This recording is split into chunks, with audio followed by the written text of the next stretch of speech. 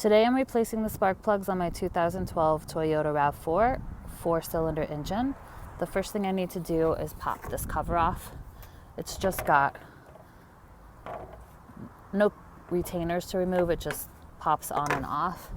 And then I need to remove the 4 coils. So these 4 10mm bolts. To disconnect the connectors, you just have to press up on this tab back here. This is a release. Some of them are more of a pain than the other, but they should all slide up. Toyota recommends iridium spark plugs, so whatever you take out is what you should replace it with.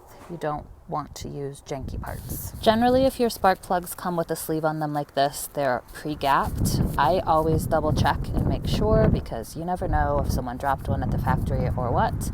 You don't want to create any issues. According to my owner's manual, the spark plug gap is 0.043 inches or 1.1 millimeters. All right, so this guy is a spark plug gapper. One side is inches, one side is millimeters. They have these at your parts store for like $2, maybe even cheaper. I took the sleeve off and then I slide this. I started at the end and I slide it up till it gets to 0.043 and then it's gapped.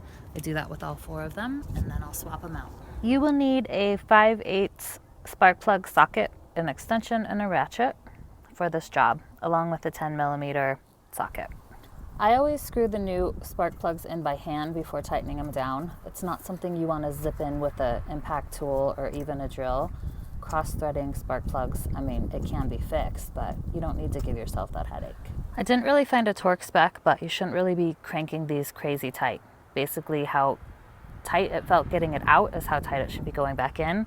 Also, there's kind of like a crush washer here, so you want to snug it down so that that is seated correctly.